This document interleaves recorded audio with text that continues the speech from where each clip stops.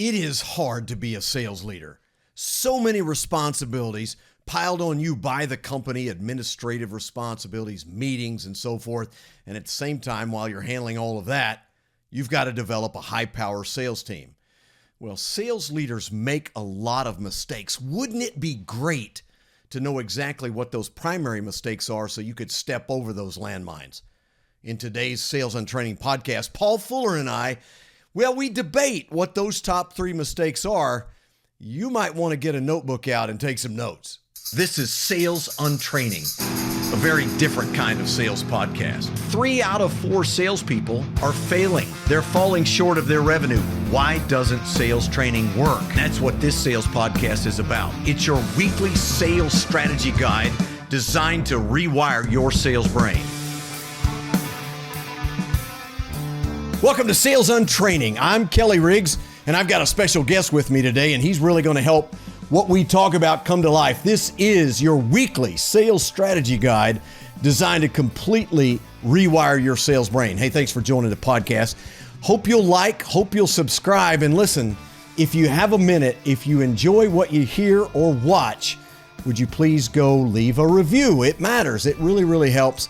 But for me, even more importantly, share it with somebody who needs to be in the conversation. What in the world are we doing with sales training that leads to a success rate of, 5% of salespeople are elite? Another maybe 15% are pretty good, and the rest, not that great. Paul, welcome to the podcast, man. Great to have you back. I love the energy, and I can't wait to get started. Let's rock this thing. All right, man, let's do it. Well, listen, we have not talked to each other. I talked about the topic. We have not compared notes, but what we want to talk about today from each of our perspectives is what are the top 3 mistakes? I mean, literally, number 1, number 2, number 3, top 3 mistakes that you believe, Paul, and I believe that sales leaders make. And we haven't compared notes. So we're going to see if we agree or disagree, and then we can kick it around and see where we come out. But for now, let's start with you. Should we keep score on this? Like who's better? Yeah. I played dominoes with my dad. Yeah. And when I keep score, I always win. Perfect. I do the same thing in golf. I'm terrible at golf, but I always win because I'll award points as we go through this thing. I'll award points for each round of answer. How much? How many right answers? How much for the right answer? Oh, I'm awarding random points. Oh, random points. Okay. Yeah, I'll do that too. You keep scoring me, I'll keep scoring you, and then we'll see who won. I like that. That's a great idea. All right. Okay. All right. For each idea, it's between 1 and 10. The score is between 1 and 10, and so maximum is 30. Right. Okay. And if you want to give me bonus points for really great things that I say, that works too. All right. You can award yourself bonus points too. Okay, we got this. No. I would be awarding you bonus points, and you would be awarding me bonus points. Okay. Right. Yeah. All right. That way, it's a little more fair. All right. So let's kick it off. Number 1 mistake you believe sales leaders make. Number 1. In my infinite wisdom, which is not infinite, I've thought about this long and hard, and I actually think the best thing, the biggest mistake that sales leaders make is they don't know their people. Know their people. I think they mandate rather than inspire, and they coerce rather than collaborate. So I think I think a lot of sales leaders do that, and I don't see the impact of it. I see it actually leading to worse results than the good results. So not collaborating. I mean, you picked up a couple of things there. How does that relate to not knowing your people? Wouldn't they do that even if they did know their people? It's a good question, but I believe if we're gonna build a team, we're gonna know each other. Right. So you and I have both been in sports. We know how this works. I've coached. You've coached. We got to know tendencies, how people think, where they go to, where they get upset, what their strengths are, what their weaknesses are, to be able to actually coach them effectively and drive performance effectively. And then even then in terms of collaboration, like you've known people for a long time, I've known people for a long time. Who do you most effectively generally collaborate with? Is the people that you can kind of understand tendencies and drive impact together, and that are both fully committed to the process. So I think there is a lot of sales leaders, and myself have made this mistake in a big way included, where you can come into an organization and you can say my way is the best way because I've done it before and it's worked. Right. But and then that is irregardless of the people, right? So I think the number one mistake that people make is they just don't get to know their teams. Okay, that's solid. That's solid.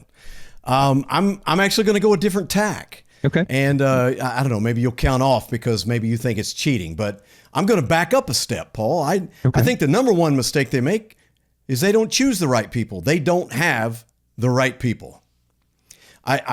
Frankly, I think one of the very weakest skills that sales leaders have is they do not know how to identify, attract, and acquire talent. Unique talent, sales-born talent.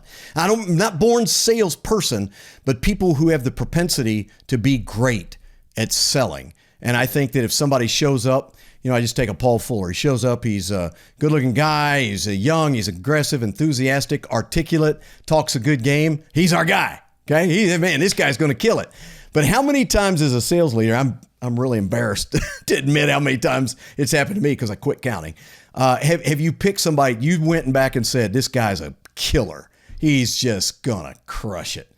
And, 3 months later, your boss is going, where did that go wrong? Yep. I think we hit the same strain, and I agree with you completely. I just did two podcasts on mine, on the art and science of complex sales, with people that are they are ninjas in this area. And the most recent one was a guy named Andy Miller. And his story on that is fascinating, like why he got so invested in this idea of hiring the right people. And the net of it is, right, that he was a U.S. guy. It was in the 80s. He went over, 80s, early 90s. He went over to Europe to spin up a sales team. He hired somebody, and it was either Denmark or the Netherlands, I forget. But amazing on paper, exactly what you said. Right. Exactly what you said. And the first 9 months, so she showed up the first week, came in like halftime the second week, and then after that for 9 months, she disappeared. And he wasn't allowed, at that time, in that country to make a termination or anything work, like right, that. Right. And so it became this passion of his on that front end of the funnel, that very front, to always be hiring and to dive on that. And I don't think people have had that. Maybe if you're a sales leader, you've had a situation similar to that at some point. So no doubt. I'm absolutely with you. It's like, how do we hire them and how do we get to know them? So yeah, I give you 10 points. It. Sorry. Well, thank you. I gave you a solid 8.5. I thought it was great. 8.5? Yeah. Man, I'm over ambitious in my strength. Overachieving.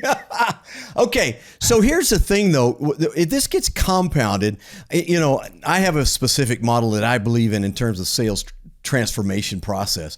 You can't do it with the wrong people. But people get invested in the wrong people. It's like, hey, they've been here 6 months. I don't know if I've done everything. I'm like, well, I can tell you already, you haven't done everything to help them succeed. And in some cases, it's not even possible because you're trying to do things with them that, they don't have the desire, the motivation, the commitment. They don't have the sales DNA. They don't have the tactical skills. There's a lot of things, but they're never going to get there. I was really intrigued by something that I read, and I'm trying to remember exactly who it was, but I want to say it was the HR leader, CHRO, I think, of Netflix. I think it was Netflix. I could have that wrong. But they said, we got rid of performance reviews a long time ago. Don't do performance reviews. What we do is go to the manager and go, let me ask you one question. Would you fight to keep this person on your team? And if the answer is not absolutely, don't even touch this person. Okay, we got to have a conversation. You know how it goes. So I'll say, tell me how you feel about this person. Well, yeah. Well, listen, I think they have potential. I'm like, would you fight to keep them on your team? In your heart of hearts, do you believe in them and you're going to keep them?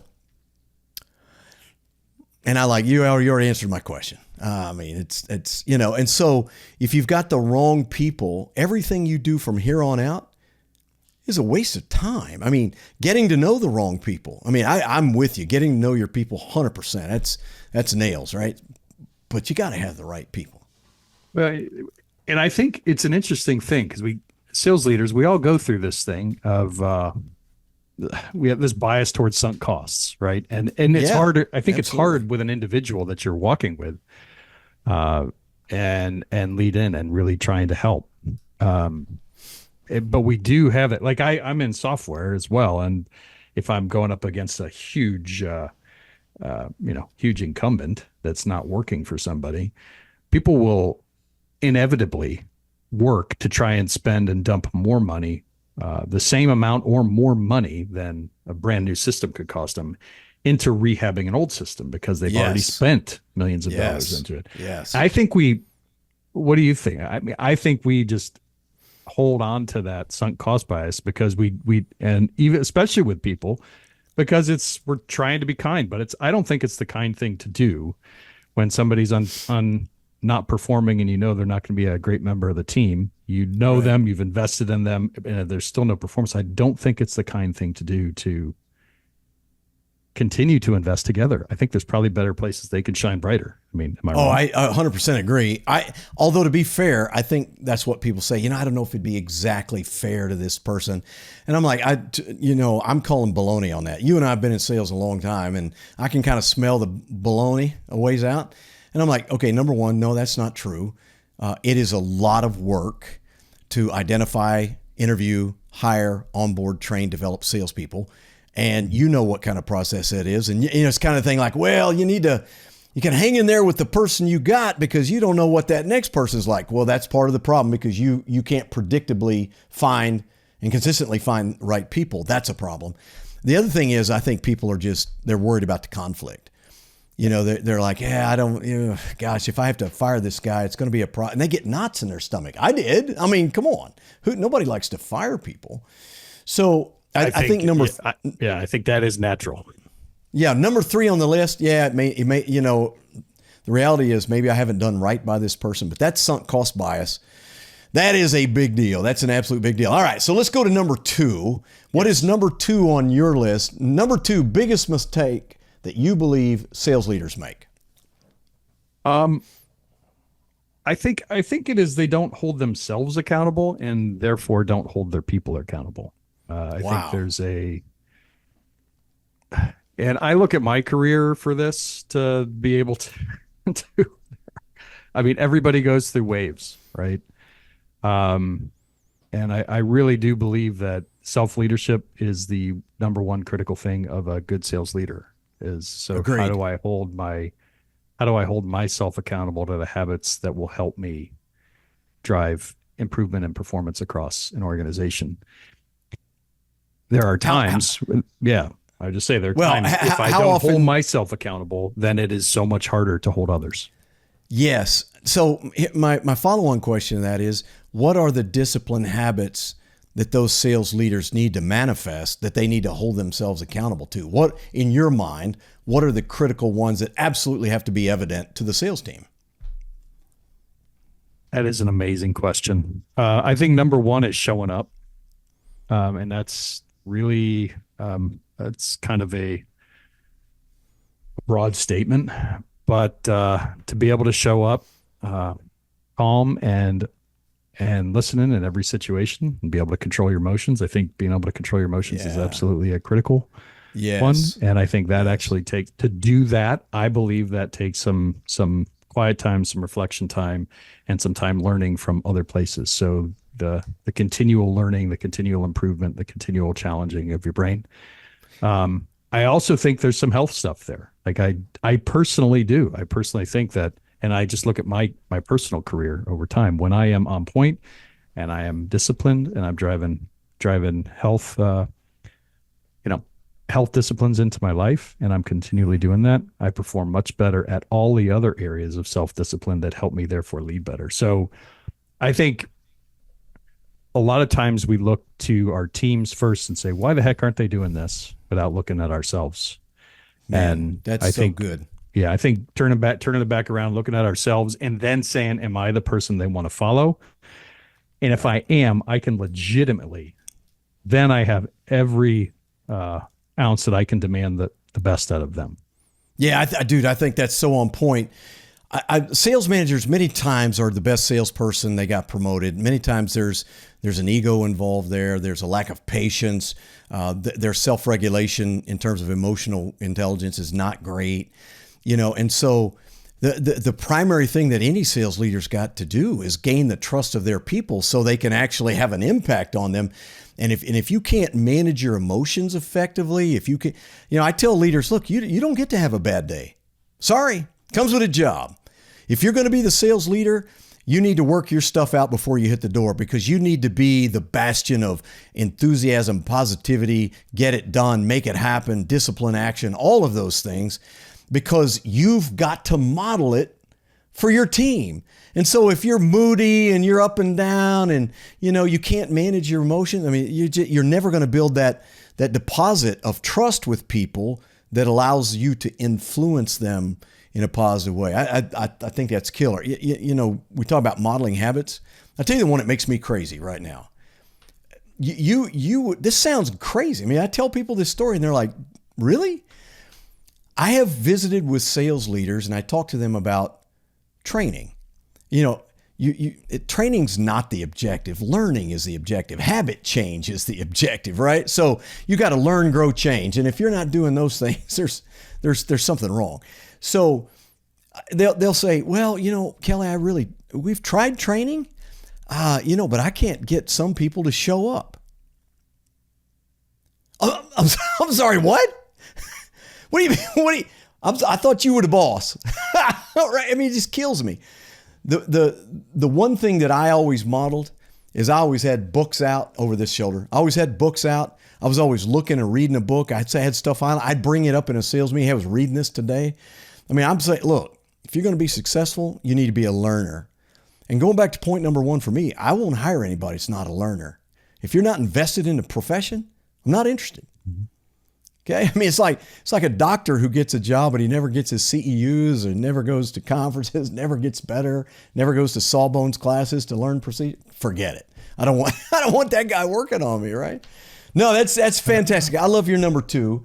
My number two, oddly enough, was they don't know, sales leaders don't know how, don't execute an effective onboarding process.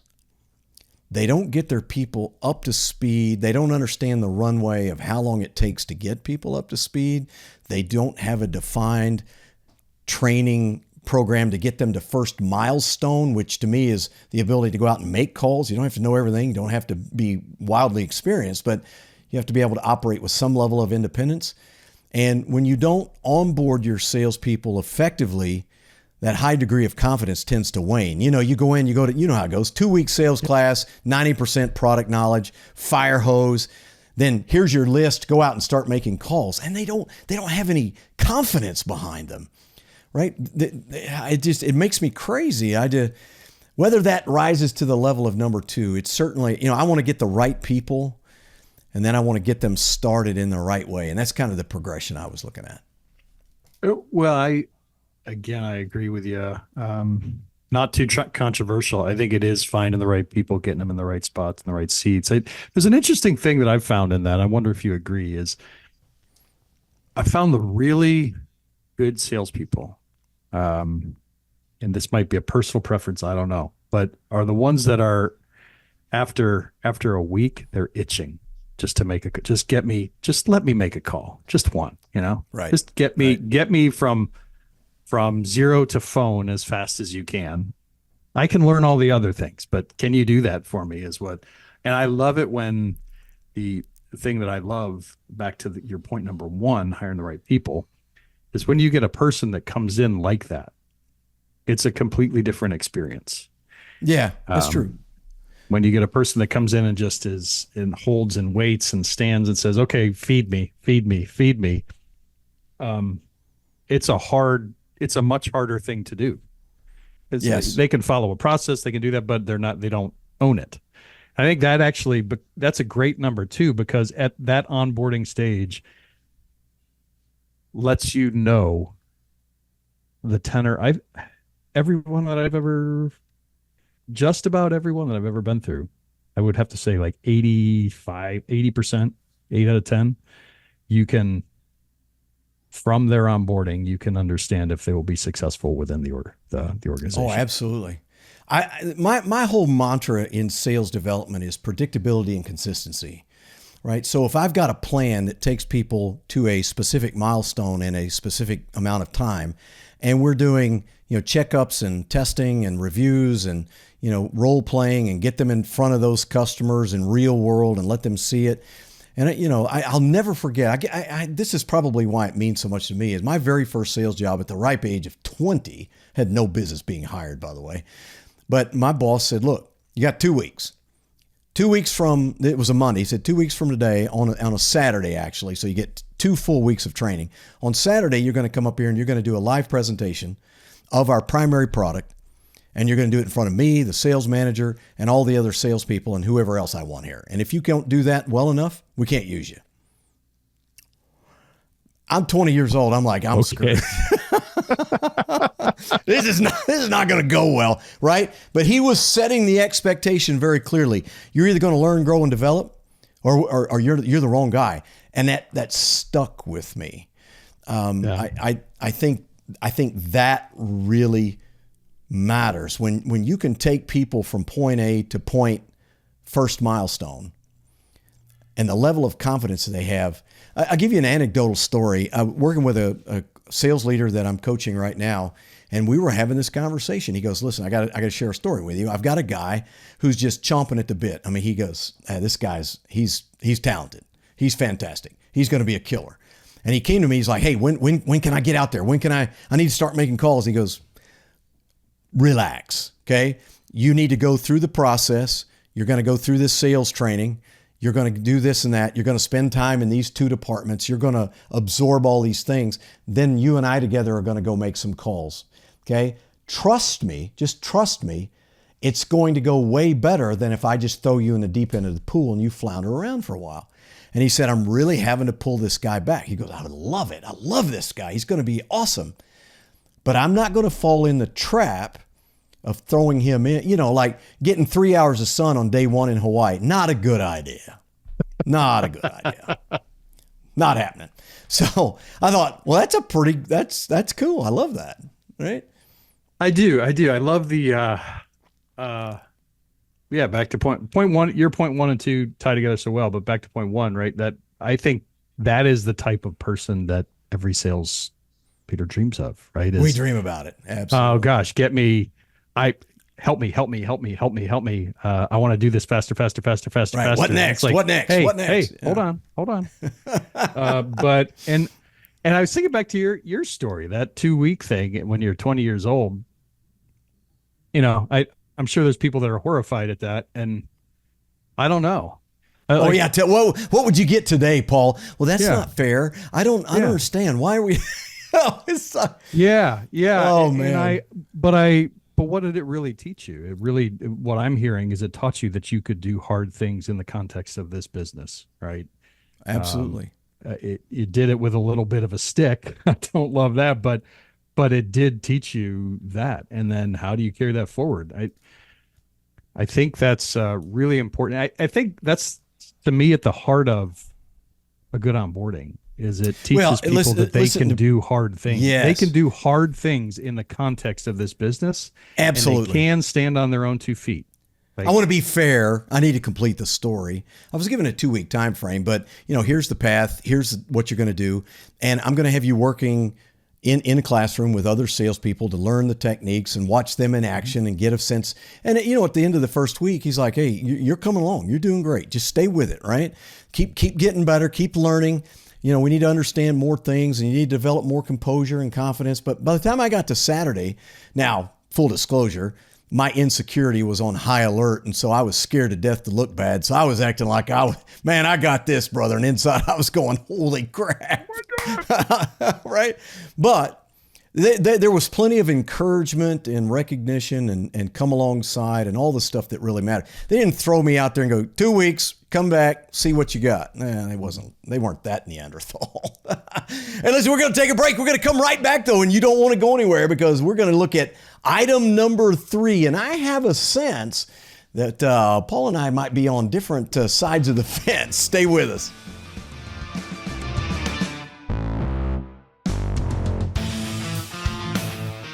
Hey, thanks for making Sales Untraining your first listen of the week. And if you find something you like, if you hear something that's interesting, I hope you'll share it with somebody you know. You can find out more about me at bizlockerroom.com or email me, kelly@bizlockerroom.com. Now back to the show. The last corporate job I had, we got together and we were measured on units and revenue sold.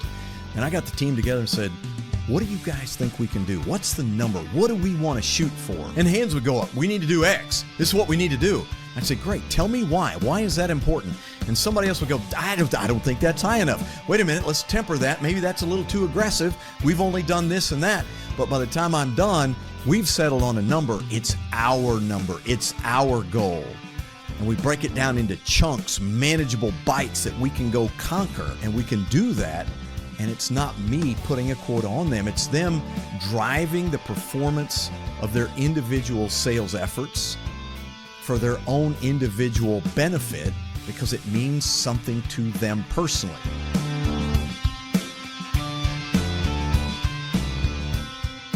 Welcome back, Sales Untraining. I'm Kelly Riggs. He's Paul Fuller. And by the way, I didn't introduce him effectively. He works for Membrain. He's the chief revenue officer. He's the jack of all trades. He's the guy that makes the machine work. How do you describe yourself, Paul? I get the amazing privilege of working with we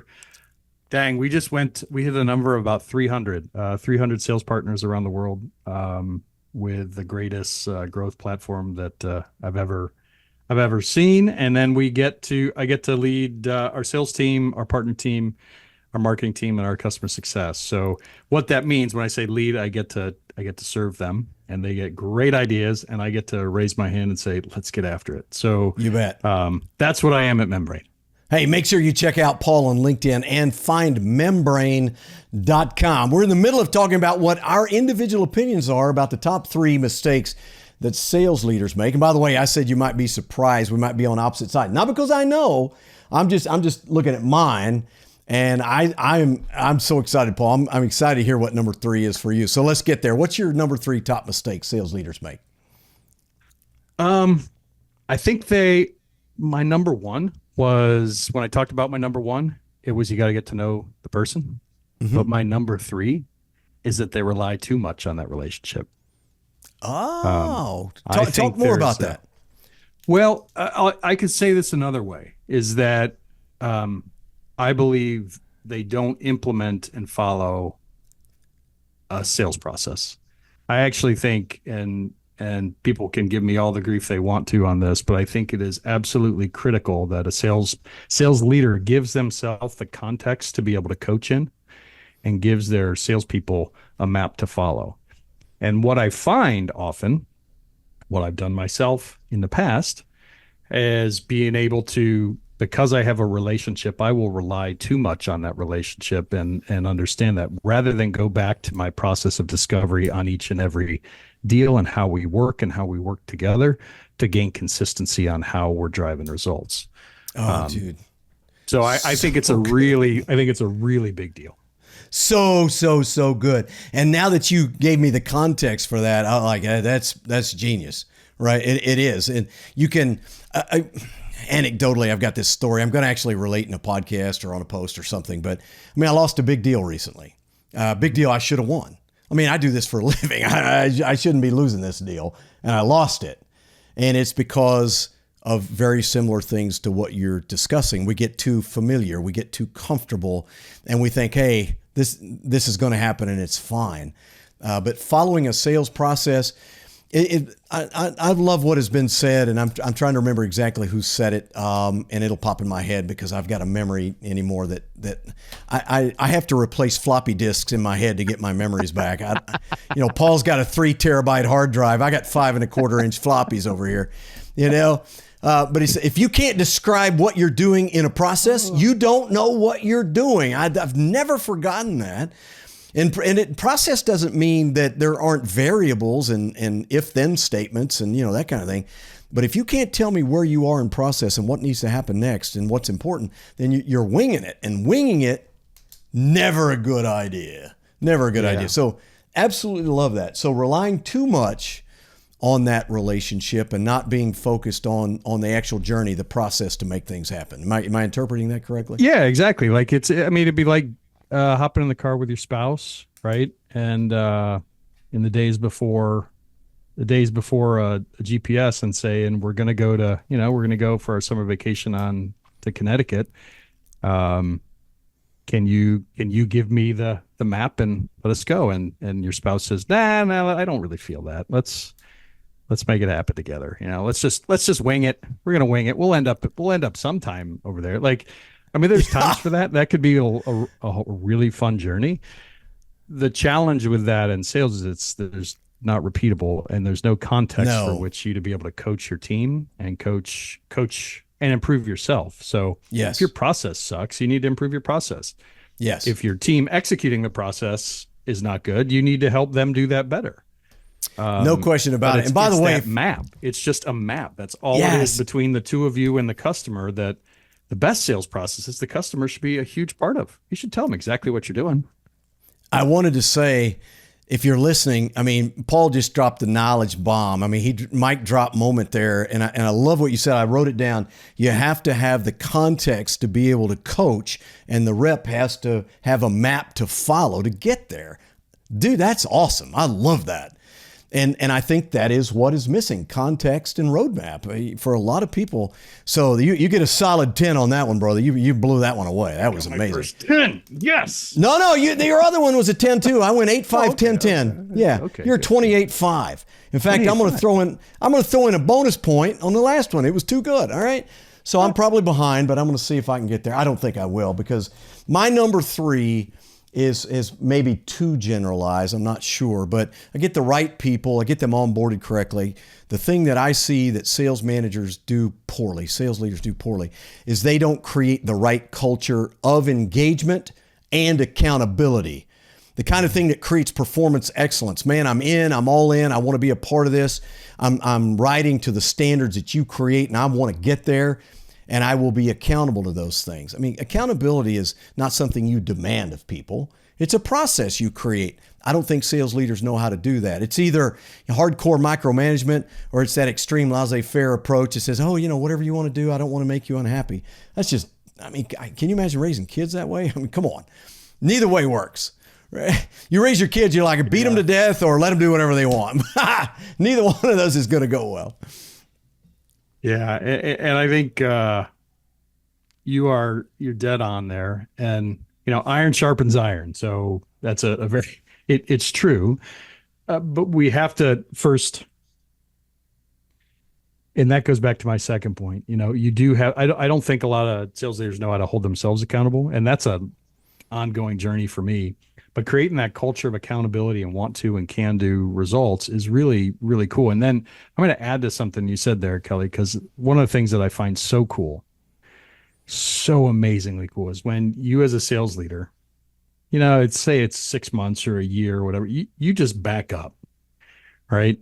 You back up, and that sales rep is doing the right things, following the process. They're making the process better. They're selling more than you ever could, right? Because you've held them accountable and worked with them through that first year. Right. It's such a gift and a blessing. It's so cool to watch. And then they're smashing goals and changing lives, and that culture snowballs. It absolutely 100% snowballs. And I think the hardest part of what you said is starting it. Yeah. And I think that is the coolest part, is the feeling that you get and what you see permeate your. When I was in orthopedics, And listen, it's going to sound like I'm taking a lot of credit. I'm not. I mean, I got lucky. I hired some really good people, and I was smart enough to mostly get out of the way. But I believed in training like crazy. So that's the only thing I knew how to do. So I trained. But there came a point in time where the region that I managed, these guys were so good. I think we had about 8 or 9 people, and 7 of them were in the top 10, including the top 5. I mean, we're just killing it, right? And I'll never forget, the company would come out with a sales contest between regions. And so I would have a regional meeting, and we're doing some training and review and this and that and the other. And I would introduce the sales contest. And I'd say, hey guys, great news. They're having another sales contest. And the first thing that was said was, where are we going this time? I'm like, that's my man, right? I mean, that's the level of confidence they had. It's like, it's not close. We're going to kill everybody. And we did. I mean, they did. I was the manager, but they were out busting it in the field, and they got that reward. I'm a really big proponent of contests. I like competition, man. The right kind, right-hearted. Don't put people at odds. Don't create conflict. But I love a competition to achieve. I love that stuff. So. Yeah, I've done it. I've done it a number of ways, like with different levels. But I find like if you create it, it's amazing. Like I remember this team I had. I used to have we did a sales as a service business, and so we'd hire, train, and manage teams for other organizations. And the coolest thing about that is we made a really distinct decision to hire younger rather than, I mean, I hope I'm allowed to say that, but hire newer talent for second job. Right. Well, you said younger, so when it's relative, newer talent, it's okay. Newer talent, newer talent for second job. And what we would do is we would train like crazy and compete like crazy. Yeah, like those were the things. But it wasn't compete to take away from each other. It wasn't you win, I lose. It was, dang, we're all crushing it. Like we could do anything from call contests to, how we're filling the pipeline to who's closing the most. It was amazing. And we would have monthly, weekly, yearly awards on it. And those things, when you create that culture of accountability, it's with the right people. You said it. It's just like, yes, I just need to get out of the way of this freight train, man. That's absolutely right. Hey, this is such good stuff. He's Paul Fuller. Again, find him on LinkedIn, follow him. He also hosts the Art of Complex Sales podcast. That's a must listen. You guys get recognized and awarded every year for how awesome you are, and it's just super good content. Paul gets some great guests on there. They do great work. You want to find membrain.com. If you're not using that growth platform, you want to check it out for sure. Paul, appreciate it, man. Thanks for joining us, and I look forward to doing it again soon. Thank you so much, Kelly. It's Sales and Training. We'll see you next time. Sales Untraining is a production of Business Locker Room and Pod About It Productions. Music and editing by Doug Branson. To get more Kelly, visit bizlockerroom.com.